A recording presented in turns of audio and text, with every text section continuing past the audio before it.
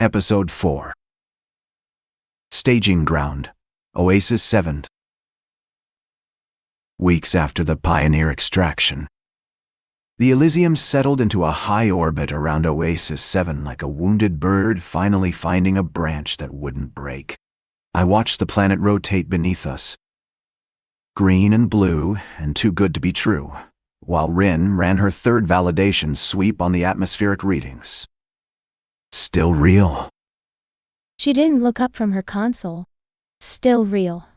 Breathable atmosphere, stable hydrosphere, no active volcanism or tectonic instability. It's almost suspiciously perfect. There's that word again. Suspicious.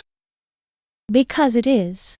Planets like this don't just sit around waiting for refugees to show up. There's a reason the archive flagged it as a waypoint instead of a settlement target. Mara's voice broke through the bridge comms, reporting from engineering that they'd lost another fuel recycler and asking for permission to divert shore party resources to strip salvageable components from the damaged sections before they went planetside.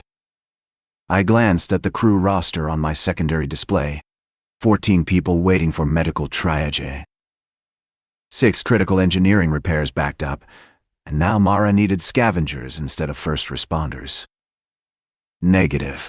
Medical and humanitarian first.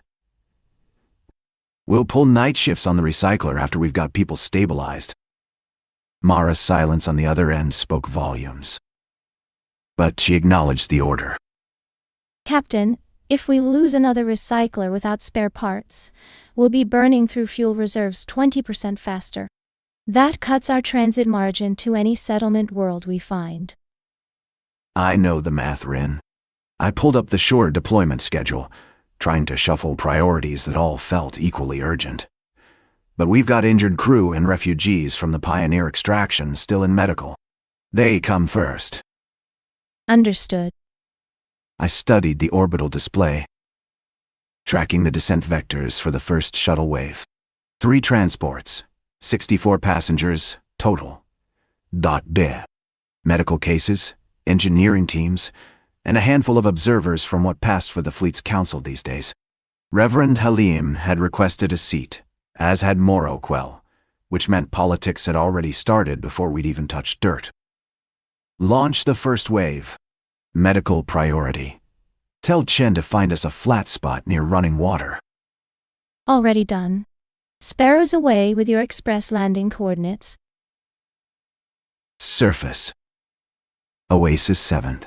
Shore Camp Alpha.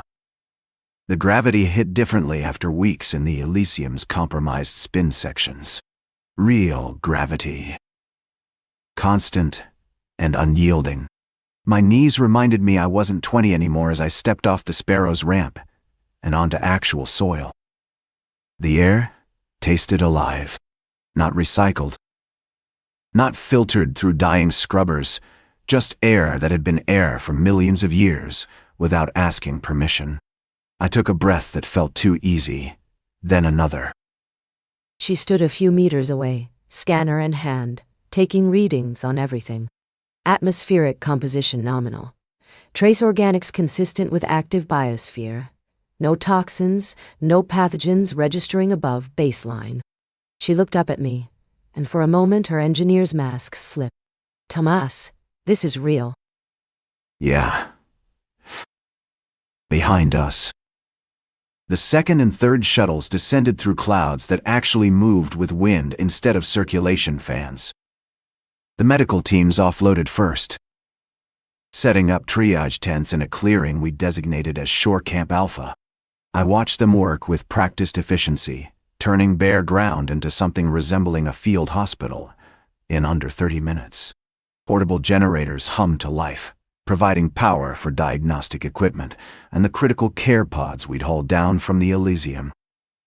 Dr. Yuki Shen, the fleet's senior physician, approached with her medical pad already cluttering with data streams. Yuki reported they had 14 critical cases stabilized in the pods, another 23 in observation, and she was requesting permission to establish a secondary medical site closer to the shoreline where water access would improve sanitation protocols. Approved. Take whoever you need from the engineering pool. Yuki nodded and returned to her work without ceremony. We're going to run out of personnel if we keep splitting teams like this. I know. So, what's the priority? Medical, engineering, or long-range scanning? Because we can't do all three at full capacity.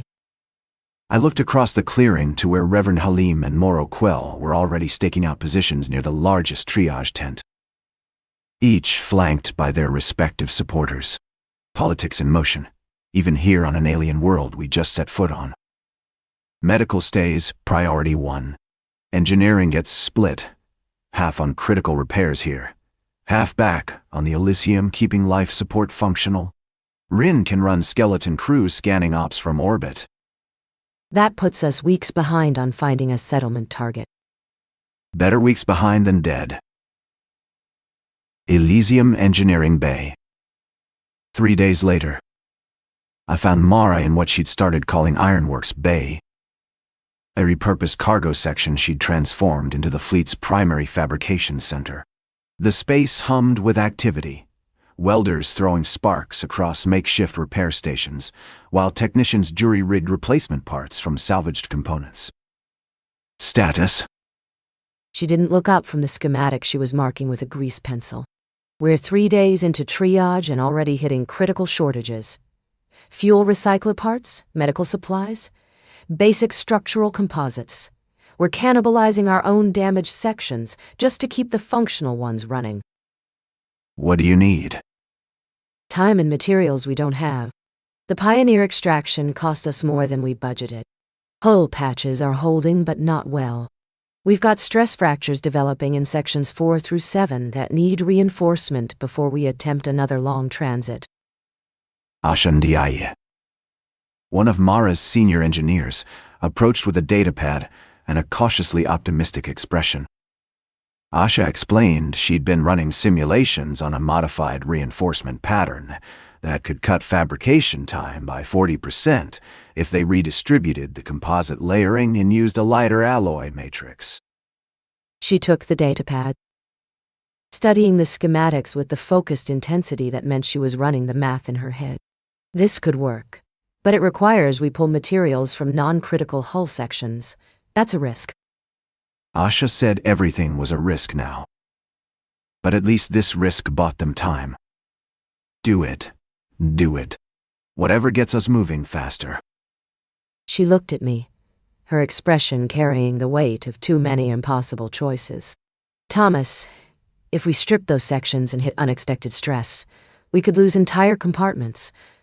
That's not just ship systems, that's people's homes. I know.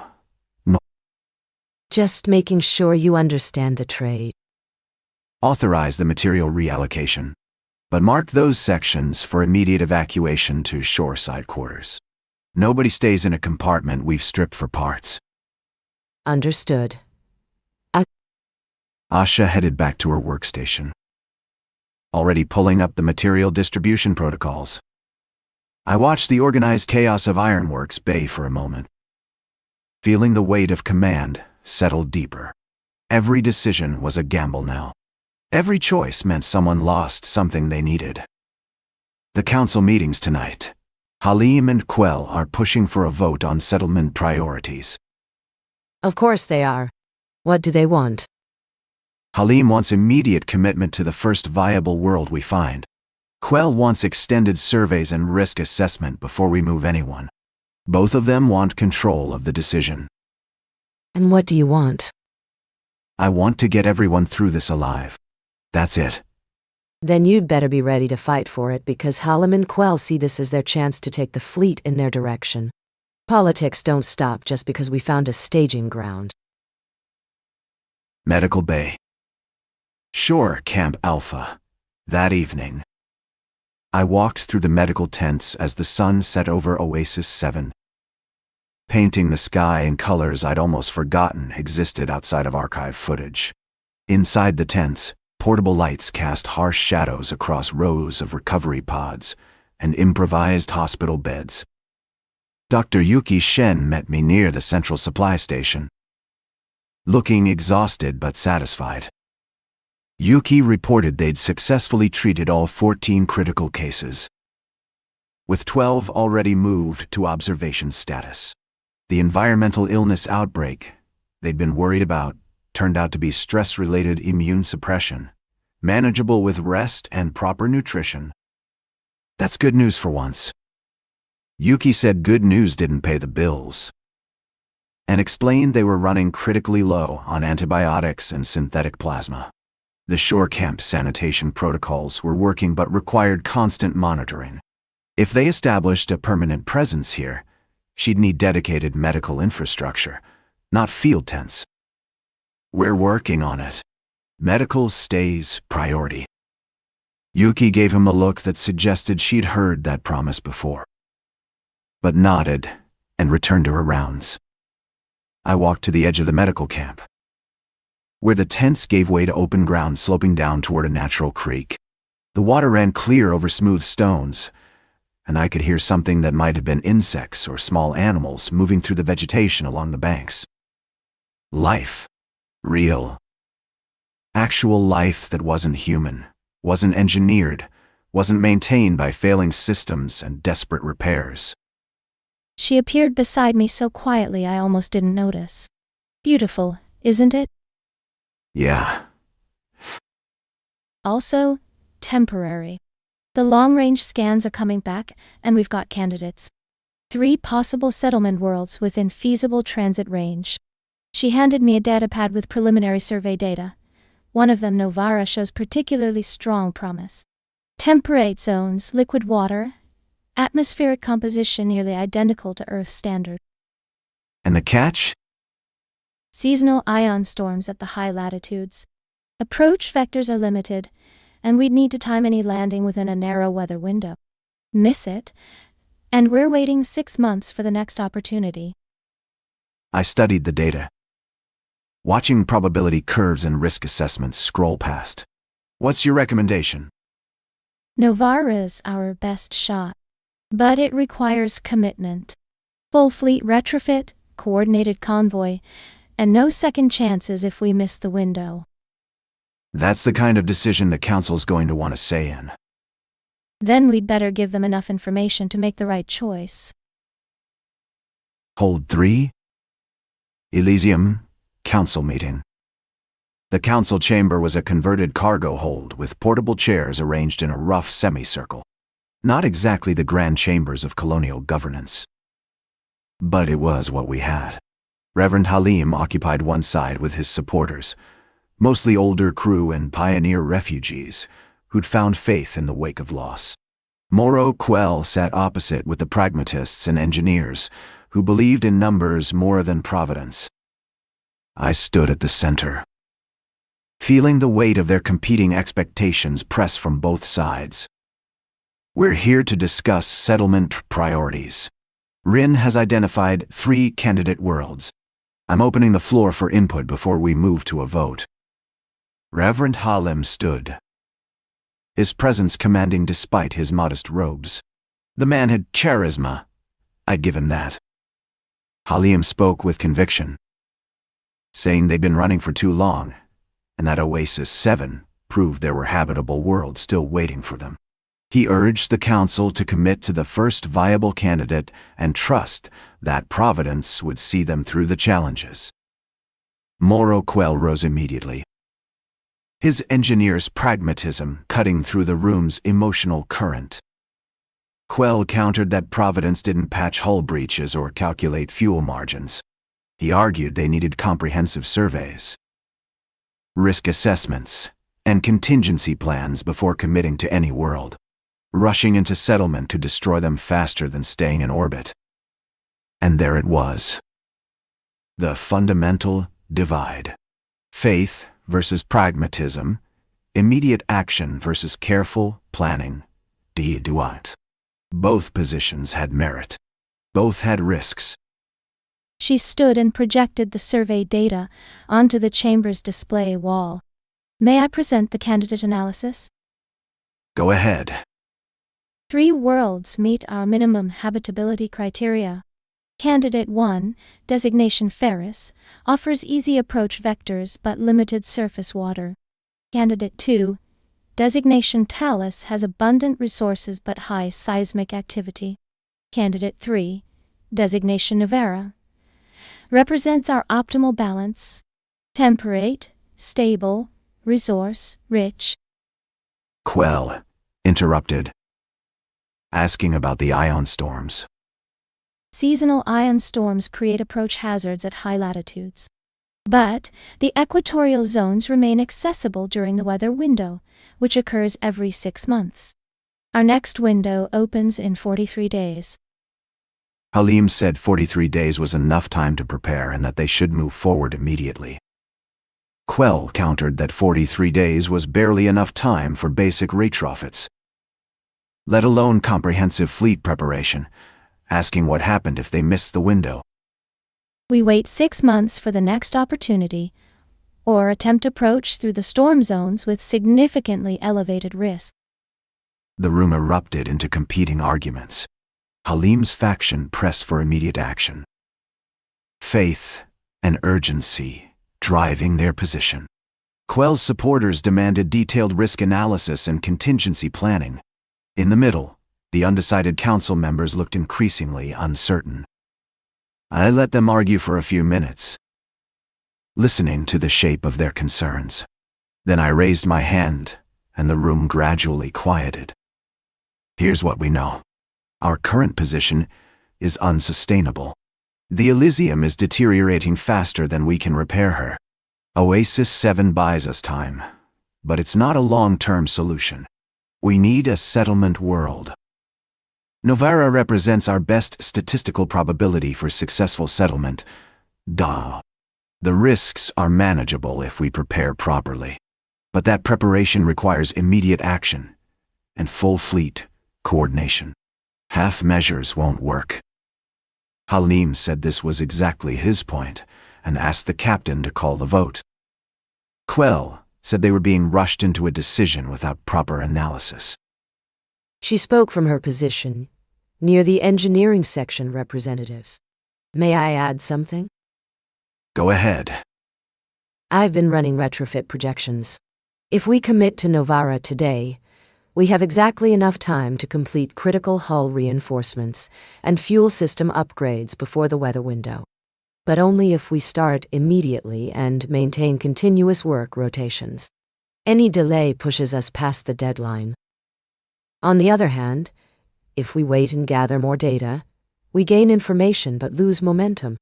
The Elysium won't survive another 6 months of orbital station keeping without major system failures.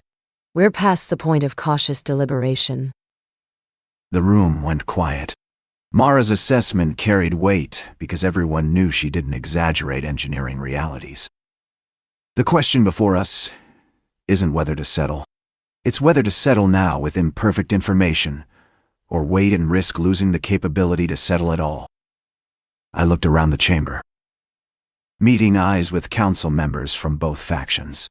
I'm calling for a vote. All in favor of committing to Novara settlement with immediate fleet preparation? Hands rose slowly across the chamber. Halim's faction voted unanimously in favor. Quell's pragmatists split. Some voting yes after Mara's assessment, others abstaining. When the count finished, the measure passed with a narrow but decisive majority. Motion carries. As of now, the fleet is committed to Novara settlement. Retrofit operations begin immediately under Mara's coordination. Rin, finalize the approach vectors and transit calculations. We launch for Novara in 40 days. Ironworks Bay. 5 days later. The alarm woke me at 0400. Slicing through the thin sleep I'd managed to scrape together. My quarters panel flashed red with urgent priority messages from security. Eri here. Report. Security Chief Kane's voice came through rough with anger and fatigue. Reporting they had a theft in Ironworks Bay, multiple components missing from the retrofit stockpile, and 2 fuel cells gone from auxiliary storage. I was already pulling on my uniform. How much fuel? Kane said enough to run a small shuttle for 3 weeks or significantly delay their departure preparations. Seal the bay and start inventory check. I'm on my way. Ironworks Bay at 0430 looked like a crime scene because it was. Security had cordoned off the main storage area with portable barriers, while technicians ran inventory scans, and Kane's team reviewed security footage. She stood near the missing component racks, her expression darker than I'd ever seen it. Fuel cells, thermal regulators, 3 emergency life support packs, and a portable fabricator. Whoever did this knew exactly what they were taking, and when security rotations were light. Inside job? Has to be. The security overrides require command-level access codes. Kane approached with a datapad showing security footage timestamps. Kane reported they had partial identification on 3 individuals. All from the shore camp labor pool, but added there was evidence suggesting at least 1 crew member with higher access had helped with the bypass codes. You have names.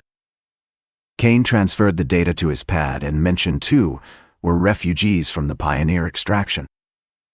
The 3rd was a long-term Elysium crew member who'd been on probation for unauthorized resource trading.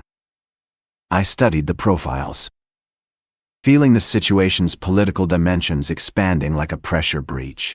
Pioneer refugees stealing supplies could fracture the fragile unity we'd built. An Elysium crew member involved made it worse. Find them, quietly, and bring them to conference room 2, not the security brig. Kane looked uncertain but nodded. Tomas, those components represent weeks of fabrication work. If we don't recover them, we're behind schedule before we've even started. I know. But how we handle this matters as much as recovering the materials. If we come down too hard on Pioneer refugees, Halim's faction will say we're discriminating. If we go too soft, Quell's people will say we're weak on security. Welcome to leadership. Every choice is wrong for somebody. Conference room 2. 3 hours later. The 3 suspects sat across the table from me. Security flanking the door but not overtly threatening. 2 young men and a woman, all looking exhausted and defiant in equal measure. I'm going to make this simple. We know you took the components. We have footage, biometric logs, and access records. What I want to know is why. The woman, identified as Sarah Vance from the Pioneer crew roster, spoke first. She said they weren't thieves and that they'd lost everything when the Pioneer went down. The settlement lottery was assigning quarters to people who'd been safe on the Elysium, while they got temporary bunks in converted cargo holds. One of the men added that the fuel cells and equipment were going to help them set up independent shelter on Oasis 7, because they didn't trust the fleet to look after them once Novara settlement started. So you were planning to stay here? Not join the convoy to Novara? Sarah said some of them had been running long enough, and that Oasis 7 was real. It was here, and they were tired of promises about better worlds they might never reach. I sat back, processing the admission. These weren't saboteurs trying to hurt the fleet. They were desperate people hedging their bets, trying to build a backup plan in case the convoy to Novara failed. I couldn't entirely blame them. The materials you took represent critical retrofit components. Without them, we're weeks behind schedule, which puts everyone at risk. But I understand your concerns. Here's what's going to happen. You return everything you took, no exceptions. In exchange, I'll authorize establishment of a permanent Oasis 7 colony for anyone who chooses to stay. We'll allocate resources for basic infrastructure, shelter, and life support. But it comes out of the general supplies, not the retrofit stockpile. Sarah looked uncertain, glancing at her companions. The 3rd suspect, the Elysium crew member identified as Marcus Chen, asked what happened to them, whether they'd be prosecuted. You'll face disciplinary review, but I'm recommending community service rather than brig time. We need workers more than we need prisoners. But understand this clearly. If anyone else tries to solve their problems by stealing fleet resources, the response will be significantly less understanding. We're trying to save everyone. That requires trust and cooperation. Sarah nodded slowly and said they'd return the components. Good. Security will escort you to collect everything. After that, you're assigned to retrofit duty under Mara's supervision. Consider it your service to the fleet. Ironworks Bay. That evening. She found me reviewing retrofit schedules in the bay's observation office. Trying to recalculate timelines now that we'd recovered the stolen component. That was a risk, offering them colony status instead of punishment. It was the right call. Quell's faction doesn't think so. They're calling it weakness, saying you've set a precedent for letting people steal and negotiate afterwards. And Halim's faction? Surprisingly supportive, apparently recognizing that some people need to stay rather than keep running plays well with his compassion narrative. Politics. Can't win for losing. Welcome to command. You wanted shared decision-making, you got it. Now everyone gets to second-guess your choices in real time. Better than making all the wrong choices alone. She smiled. Just slightly. There's growth. 6 months ago you'd have tried to solve this yourself and made it worse. 6 months ago we weren't trying to coordinate a fleet-wide settlement convoy with 40 days lead time. About that. Asha's new reinforcement pattern is working. We're actually ahead of schedule on hull integrity repairs. If we maintain current pace, we'll be ready for departure with 2 days to spare before the weather window opens. That's the first good news I've heard in days. Don't get too comfortable. We're still running on improvisation and luck. But at least we're moving forward. Sensor Lab. Elysium, 20 days before departure. She'd converted the sensor lab into what looked like a shrine to long-range scanning. Displays covering every wall with orbital plots, atmospheric models, and approach vector simulations. I found her running another validation sweep on the Novara data, double-checking calculations she'd probably already verified a dozen times. Still looks good. She glanced up, her expression carrying the particular tension of someone who's found something they don't like. Mostly, but I've been correlating the archive fragments we recovered from Hestia with current stellar drift patterns. There's something off. Off how? The archive references transit anomalies near a particular stellar corridor. Not dangers per se, but areas where navigation requires extra precision because of electromagnetic interference from stellar wind patterns. Novara sits at the edge of that corridor. The ion storms we identified aren't just seasonal weather. They're being amplified by the stellar wind interactions. Which means? Our weather window is solid, but the transit approach requires tighter tolerances than standard navigation. We'll need coordinated convoy spacing to avoid interference between ships. Any vessel that falls out of formation risks exposure to significantly elevated radiation during approach. I studied the projection she'd pulled up. Watching simulated ion streams bend around Novara's magnetic field. Can we do it? Yes. But it requires every ship in the convoy to maintain precise positioning throughout approach. The Elysium can handle it. The smaller support vessels will need constant course corrections. One mistake and we're looking at potential hull damage or worse. Does the Council know this? Not yet. I wanted to verify the data before presenting it. If I bring this to them now, Quell's faction will use it to argue for delay. Halim's people will say we should trust in our preparation. Both positions have merit. Which is why you need to decide how to present it. The data is solid. The risk is real, but manageable. How you frame it determines whether we maintain momentum or slide into another round of council debates. Present it as a technical briefing, not a risk assessment. Focus on the navigation protocols we'll implement, not the hazards we're avoiding. Let them see we've accounted for the challenges. That might work. It has to work. We're 20 days from departure. The retrofits are on schedule, the convoy's forming up, and people are starting to believe we can actually do this. If we lose momentum now, we might not get it back. She looked at me for a long moment, then nodded. I'll prepare the briefing for tomorrow's council update. Shore Camp Alpha. Oasis 7.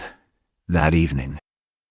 I walked through the shore camp as the second sun set, watching construction crews finish work on what was starting to look like actual buildings instead of temporary shelters.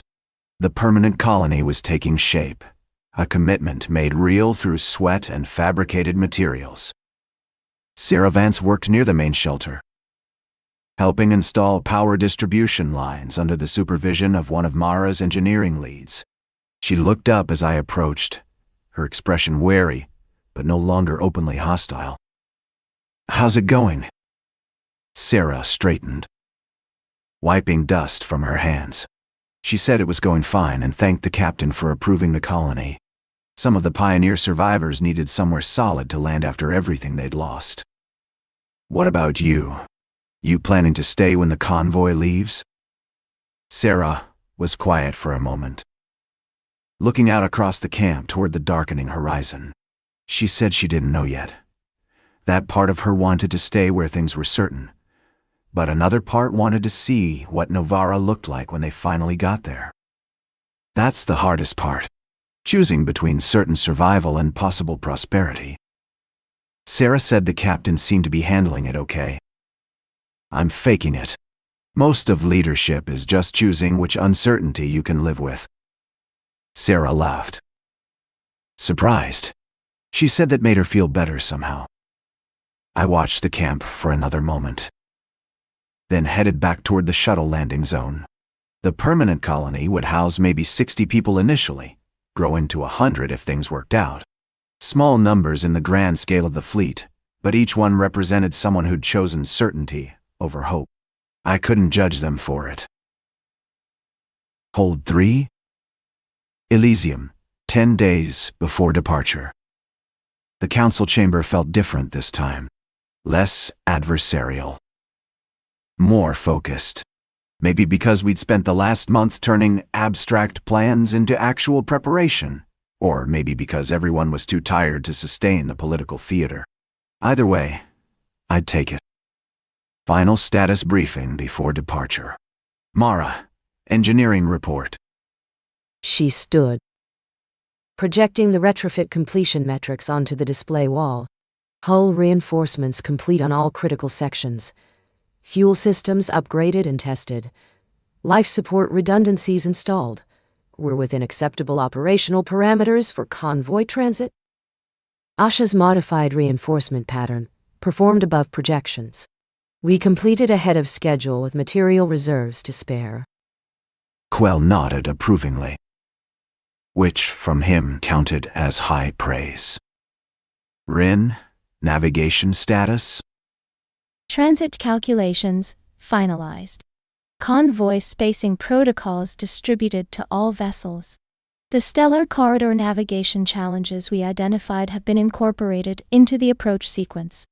All ships have acknowledged readiness. Weather window opens in 10 days and remains stable for 12 days before seasonal shift begins. Our margin is tight, but adequate. Halim raised his hand and asked about the colony group staying on Oasis 7. 63 people have elected to remain, with infrastructure to support up to 100 if additional personnel choose to stay during final departure prep. They'll maintain contact via long-range comms as long as systems hold. Halim said that was both sad and hopeful, and that they were leaving a seed of humanity here in case Novara failed them. Quell countered that it wasn't failure planning. It was prudent resource distribution. It's both. And it's necessary. The question before us now isn't whether to proceed. It's how we handle the final transition. We're moving 347 people and 6 vessels through a coordinated convoy transit. That requires discipline, communication, and trust. I looked around the chamber, meeting eyes with council members who'd spent the last month arguing and compromising and slowly building something like actual governance. We've come a long way since the pioneer extraction. We've turned a refugee fleet into something that looks like an actual colonial expedition. But the hard part's still ahead. Novara represents our best chance, but it's not guaranteed. We need everyone committed, not just compliant. Halim stood, his ceremonial bearing more pronounced than usual. Halim spoke with quiet conviction, saying they'd argued about faith versus pragmatism for months, but now they stood at the edge of both. Novara was an act of faith supported by pragmatic preparation, providence and planning working together. He offered his full support, and that of his community, for the convoy's success. Quell rose in turn, adjusting his engineer's insignia with characteristic precision. Quell acknowledged that their skepticism had been warranted, but that the preparation had exceeded his expectations. They'd built something functional through collaboration. He committed his faction's resources and expertise to ensuring convoy success through disciplined execution. I felt something loosen in my chest that had been tight for months. Not certainty, but something almost as valuable. Unity built through shared work instead of imposed authority. Then we're agreed. 10 days from now, this fleet departs for Novara. Whatever happens next, we face it together. Observation deck. Elysium, 24 hours before departure. I found Rin at the observation deck viewport, watching Oasis 7 rotate beneath us while she ran final verification checks on her portable terminal. The planet looked peaceful from orbit, green and blue and deceptively simple. Ready? As ready as we're going to be. All ships report green status. Navigation protocols, locked in. Weather window, confirmed stable. She looked up from her terminal, her expression carrying something between excitement and apprehension. This is really happening. After everything we've been through, we're actually doing this. Yeah. Terrifying, isn't it? Completely. But also right. I've run the numbers 1,000 times. Novara gives us the best statistical probability for long-term survival. The risks are manageable. The preparation is solid. And if something goes wrong? Then we adapt. Like we always do. Like we did at Hestia. Like we did during the pioneer extraction. Like we've done every single time the universe tried to kill us. That's oddly reassuring. I'm a scientist. Oddly reassuring is my specialty. Mara joined them at the viewport, carrying 2 coffee containers that smelled like actual coffee instead of recycled chemical approximations. Thought you two could use this. Real coffee, courtesy of the shore camp hydroponics experiment. I took the container gratefully, letting the warmth seep into my hands. Actual coffee, what luxury. Enjoy it while it lasts. Once we're in transit, it's back to the reconstituted stuff until Novara's farms come online. Assuming Novara's farms come online. Always the optimist. We stood there in comfortable silence. 3 people who'd spent the last few months turning impossible problems into merely difficult ones. Below us, Oasis 7 continued its rotation, indifferent to the human drama playing out in orbit. We've built something here. Not just the retrofits or the colony. Something bigger. A fleet that actually works together instead of just coexisting. Yeah. That. Don't get too sentimental. We still have to actually make it to Novara without killing each other or breaking the ships. She's right. Let's survive the transit before we start congratulating ourselves. Fair point. The observation deck's priority channel chimed with an incoming message from bridge operations, reporting all vessels, reporting final status green and requesting confirmation for departure sequence initiation at 0600 hours. Confirmed. Execute departure sequence on schedule. The channel closed, leaving them alone with the view of Oasis 7 and the enormity of what came next. Shore Camp Alpha. Oasis 7th, departure morning. I made one final visit to the surface before departure. Walking through the permanent colony as the first sun climbed over the eastern ridgeline. The structures looked solid now, built to last years instead of weeks. Sarah Vance met me near the main shelter. Her decision apparently made. Sarah said she was staying. That she'd seen enough running for one lifetime. Oasis 7 might not be perfect, but it was real and it was here. She'd take those odds over another desperate transit through space. I don't blame you. Sometimes certain survival beats possible prosperity. Sarah said the captain chose prosperity. I chose responsibility. There's a difference. Sarah smiled and said that sounded lonely. It is. But somebody has to do it. Sarah wished him good luck on Novara and asked him to send word if they made it. When we make it. Not if. Sarah's smile widened, and she said she'd hold him to that. I walked back to the Sparrow for the last time, feeling the weight of leaving settling into my bones. 63 people staying behind, building lives in the certain present while the rest of us chase the uncertain future. Both choices valid. Both choices necessary. The shuttle lifted off, leaving Oasis 7 behind as we climbed back toward the Elysium and whatever came next. Bridge. Elysium, departure hour. The bridge hummed with focused activity as final departure checks cycled through their sequences. 6 vessels arranged in convoy formation, each one representing lives and hopes and the fragile possibility of settlement. All ships report ready. Navigation protocols synchronized. Transit window optimal. Engineering confirms all systems nominal. Fuel reserves at maximum practical capacity. Hull integrity verified. I looked at the tactical display showing our convoy formation. The Elysium at the center, flanked by support vessels and smaller transports.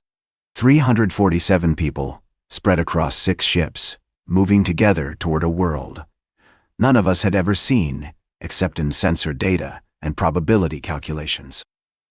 Convoy, this is Elysium Actual. We stand at the edge of the longest journey any of us have taken. Behind us is Oasis 7 and the security of known ground. Ahead is Novara and the possibility of home. We've spent months preparing for this moment. We've argued, compromised, built, and adapted. We've turned a broken refugee fleet into something that looks like hope. In 43 days, we'll reach Novara's orbit. The weather window will open, and we'll face the final challenge together. Until then, maintain convoy discipline, trust your training, and remember why we're doing this. We're not just looking for a place to survive. We're looking for a place to live. Novara gives us that chance. Let's make it count. All ships, execute departure sequence. The convoy's engines lit in synchronized sequence, pushing against Oasis 7's gravity well. One by one, the vessels broke orbit and aligned for transit, forming a precise formation that would carry them through the stellar corridor toward Novara's distant coordinates. I watched Oasis 7 shrink in the rear displays, becoming just another point of light among the infinite darkness. Behind us, 63 people building lives on solid ground. Ahead, 347 gambling everything on the promise of a better world. The observation proved correct. Leadership meant choosing which uncertainty you could live with. I had made my choice. Now we'd all see if it was the right one. Transit initiated. Estimated arrival at Novara orbit in 42 days, 18 hours. All systems holding nominal. Acknowledged. Set standard watches and maintain convoy spacing. We've got a long road ahead. The bridge settled into the routine rhythm of transit operations as the Elysium and her convoy pushed deeper into the corridor toward Novara and whatever future waited there. Captain's log. Personal entry, Day 1 transit. I recorded this entry in my quarters after the first watch rotation. Exhaustion making my hands slow on the terminal keys. We're 1 day into transit, and the convoy holds together. No major systems failures. No navigational discrepancies. No political crises. Just the steady work of moving through space toward a destination we can only hope will welcome us. I've spent the last 6 months learning to share command instead of bearing it alone. The council meetings, the compromises, the endless negotiations between competing factions. It's been exhausting and frustrating and absolutely necessary. Mara was right about leadership. Every choice is wrong for somebody. But making those choices together, building consensus instead of imposing authority, that's the difference between a functioning community and a dictatorship held together by desperation. Oasis 7 proved we could establish solid ground. The permanent colony gives us insurance against total failure. If Novara doesn't work out, at least some part of humanity survives on that green world we're leaving behind. But Novara represents something bigger than survival. It represents the possibility of prosperity, of building something that lasts beyond improvisation and crisis management. That's worth the risk. 42 days to find out if I'm right. And personal log entry. 42 days to Novara. 42 days to discover whether careful preparation and desperate hope were enough to turn refugees into settlers. The convoy moves through darkness toward uncertain light, carrying with it the fragile possibility that this time, finally, they might find home. Behind them, Oasis 7 continued its eternal rotation, a green jewel in the void, home to 63 souls who'd chosen certainty over risk, both groups betting on survival in their own ways. The universe offered no guarantees, but for the first time in months, the people of the Elysium fleet moved forward with purpose instead of desperation. Whatever came next, they'd face it together, armed with preparation, unity, and the stubborn human refusal to accept extinction.